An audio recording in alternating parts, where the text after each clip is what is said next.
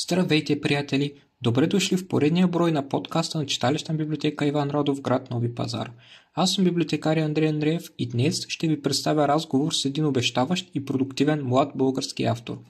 Той е на 25 години, но вече е автор на 5 самостоятелни книги. Започва да пише стихотворения, когато е на едва 10 години и поезията бързо се превръща в неговия най-добър приятел. През годините е награждаван в десетки литературни конкурси, а през 2021 година издава дебютната стихосбирка, озаглавена «Моя глас». През месец декември на същата година печели голямата награда в международния конкурс на издателство Многоточие «Защо пиша това писмо» и издава втората си стихосбирка. През 2022 година се дипломира със специалност психология във Великотърновския университет. Той вече е и автор на книга, озаглавена «Красивото чудовище», която разглежда нарцисизма. Повече за поезията, психологията и силата да продължиш напред, когато останалите се предават, Димитър Драганов се съгласи да сподели пред нас. Как откри поезията? Здравейте на вас и на вашите слушатели.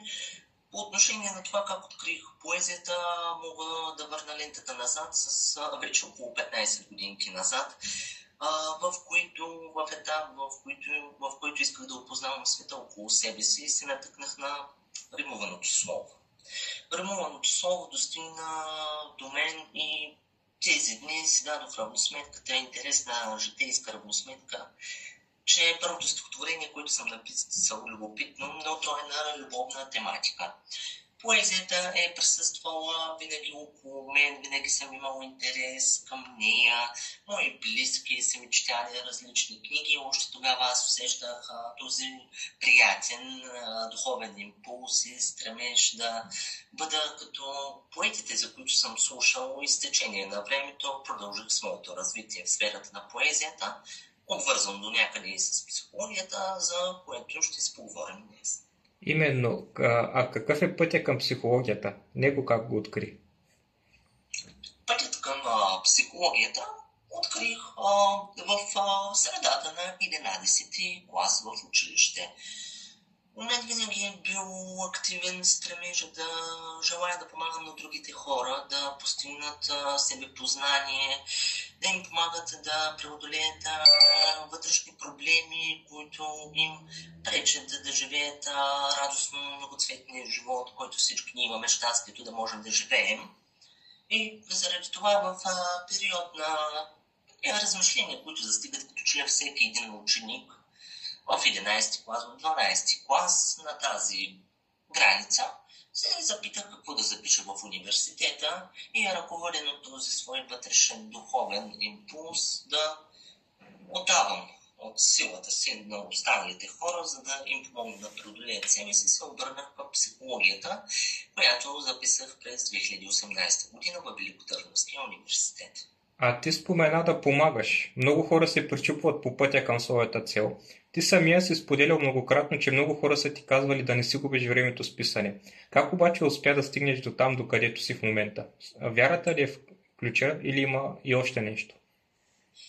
Когато се намирах в началото на своя поетичен път, истината е, че действително имаше хора, които ми казваха, че това, към което съм се устремил, е нещо, което едва ли не според техния възглед тогава нямало да ми доведе каквито и да е дивиденти.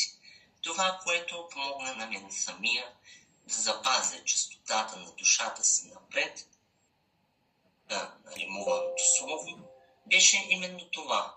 Именно този несекващ стремеж да преоткривам света около себе си.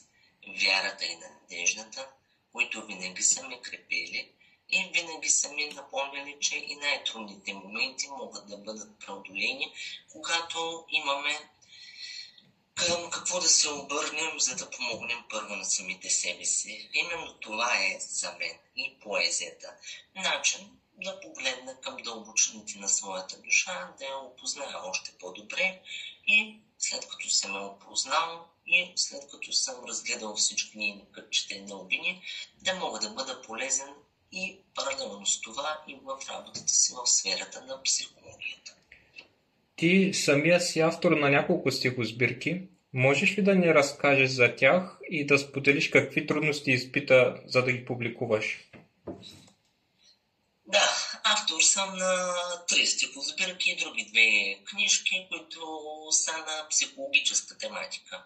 По отношение на стихосбирките бих разказал с удоволствие за тях. Първата стихосбирка за заглавието "Моят клас" излезе през месец юли на 2021 година, подпомогната от общината на моя роден град Стралджа. Това беше първият тласък в света на поезията, който ми помогна да достигна до множество хора и да разбера, че силата на моя глас действително е голяма и доброто може да бъде пренесено към другите, използвайки именно този инструмент, за който говоря днес, а това е словото. След това последва и другата стихосбирка, която е втората моя, а именно това е "Портрет на живота", която има малко по-интересна история. През месец октомври на 2021 година кандидатствах в първия международен конкурс на издателска къща "Многоточие". Защо пиша това писмо? С мое стихотворение, наречено "Моето добро писмо". И тогава през месец декември имах честта да разбера, че аз съм този, който е избран да вземе голямата награда, която се състоеше в получаването на безплатно издаване на стихосбирка от издателска къща "Многоточие", получаване на статуетка "Любов" и специална почетна грамота, с които се здобих на 27 декември 2021 година в Велико Търново. В книгата "Портрет на живота" накратко исках да покажа, че силата да творим живота си е във всеки един от нас. Персонално ние можем да постигнем всичко, ако успеем да погледнем към дълбините на душата си, да пожелаем да я опознаем и да преодолеем собствената си тъмнина, която, разбира се, е във всеки един от нас. Тази стихосбирка, наречена "Портрет на живота", отново, както и първата, ми помогна да достигна до много хора в България. Премина различни представения, сред които имаше и няколко такива в Радославовата къща в Ловеч, където книгата беше посрещната радушно. Последва издаването на третата стихосбирка "Път над страха", която иска да предаде на читателя посланието, че нашите страхове могат да бъдат управлявани, когато ние осъзнаем, че пътят над страха е тази светлина, която носим в себе си. Това са 3 мои книги, които са стихосбирки, а останалите 2 книги са на психологическа тематика. От тези стихосбирки имаш ли една, която можеш да наречеш любима? Замислил съм се на този въпрос, дали мога да нарека някоя своя стихосбирка любима, и през последните няколко дни в ума ми като че ли бих казал, че моята любима стихосбирка е третата, която е "Пътя над страха". Тя е по-лична, едно интимно откровение за това, че ние можем да надмогнем страховете си, за това, че имаме силите да продължаваме напред, и според мен това е стихосбирката, така да го кажа, която най-лично и дълбоко съм усетил в душата си. Можеш ли да кажеш дали си повлиян от някой от своите любими автори през годините? Да, разбира се. Може би както повечето поети, които са прохождали в света на поезията, и аз съм повлиян частично от творчеството на различни автори, сред които мога да добавя, да откроя Яворов, Дебелянов, Вапцаров, а от съвременните български автори съм много силно повлиян от творчеството на Валери Станков, поета от град Варна. Сега малко по-различен въпрос. Когато писа най-новата си книга, как реши да се спреш точно върху нарцисите? Да, тук вече можем да навлезем в полето на разкриване на информация за последната ми книга, петата ми книга, която ще се казва "Красивото чудовище", и много скоро ще излезе в печат отново с издателска къща "Многоточие".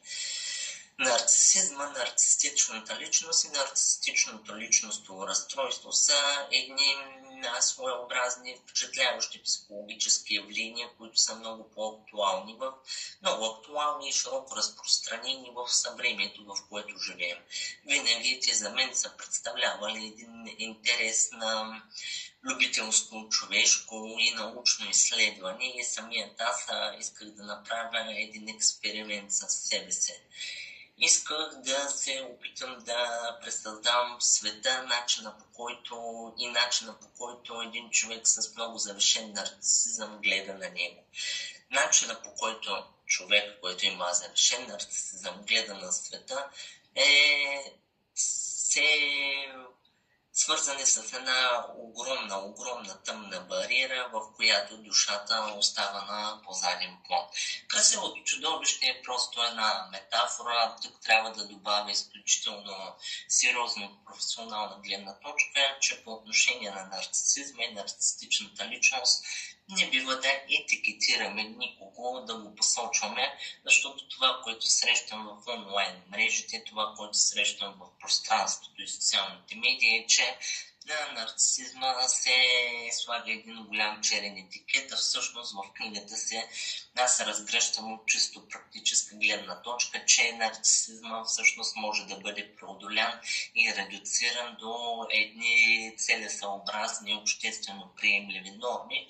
Нарцисизъм такъв, какъвто в характерологията на всеки един от нас съществува, но този нарцисизъм е съвсем нормален, съвсем здравословен, такъв, който ни отличава от другите хора, но не прави така, че нашата социална среда, нашето социално функциониране да страда.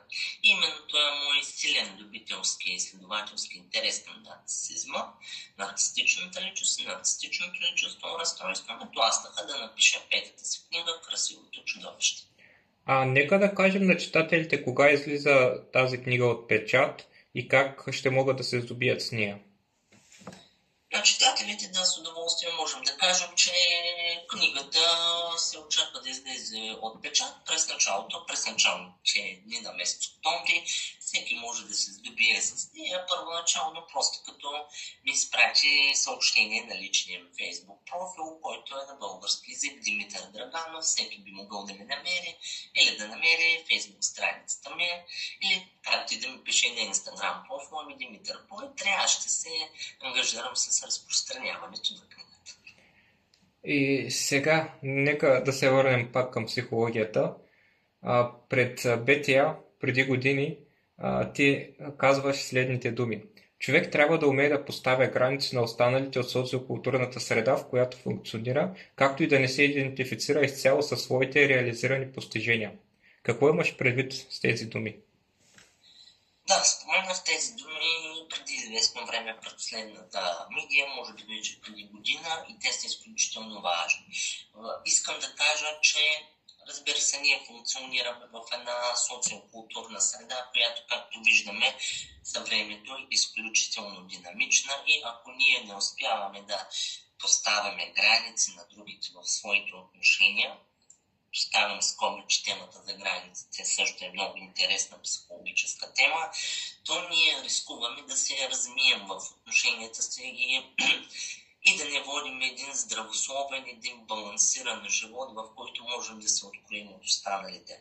Също така по отношение на това да не се идентифицираме изцяло с социалното си постижение, тук искам да кажа това, че е много важно да правим разликата между обикновената човешка същност, каквато е всеки един от нас, тази, която се прибира късно вечер от работа, тази, която има някакви хобита, тази, която иска да почине, тази, която иска да направи нещо за себе си, и от другите неща, които са свързани изцяло с социалната роля, която има всеки един от нас, да правим разграничението между човешка същност и социална роля, за да можем да поставяме граници и на самите себе си. Благодарение на което ще живеем в сферата на баланса, вътре психичен, за който говоря. И сега, според теб, кое е по-отговорното занимание? Писането на книги или работата като психолог? Мислил съм и по този въпрос, кое е по-отговорното занимание. И двете занимания са изключително отговорни, защото са пряко свързани с човешката душа, но според мен лично с една степен по-голяма отговорност се състои в психологическото консултиране, в терапевтичната работа, пряката терапевтична работа, защото тогава има този жив контакт и пряката обвързаност на едно силно ментално и емоционално ниво с човека, с когото протича това душевно взаимодействие. При книгите също работата е също изключително отговорна, защото ние представяме своето творчество на читателя и навигираме мислите му в определена посока и напоследък силно се надявам посланията, които ние като автори даваме на обществото и на своите читатели да бъдат все по-конструктивни. По правило имаш право да зададеш един въпрос на екипа на библиотеката или на водещия. Ще се възползваш ли?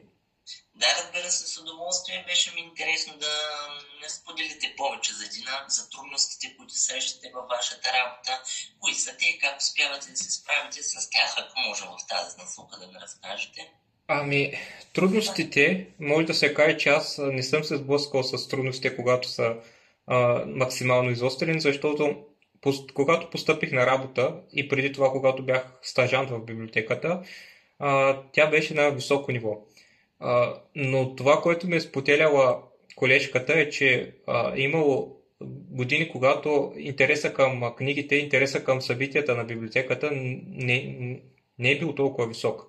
И следователно пред нас има едно такова предизвикателство да поддържаме интереса, да правим различен вид съдържание. Едно да е насочено към социалните мрежи, друго да е към физически събития, третото е да правим различни инициативи, с които да караме хората да се чувстват ангажирани и да осъзнаят, че библиотеката и всяка друга обществена институция е направена за техен интерес и е хубаво да се възползват от нея или поне да минават от време на време да виждат какво се случва в нея, защото много грешно е застъпена идеята в наши дни, че държавният работник не прави нищо.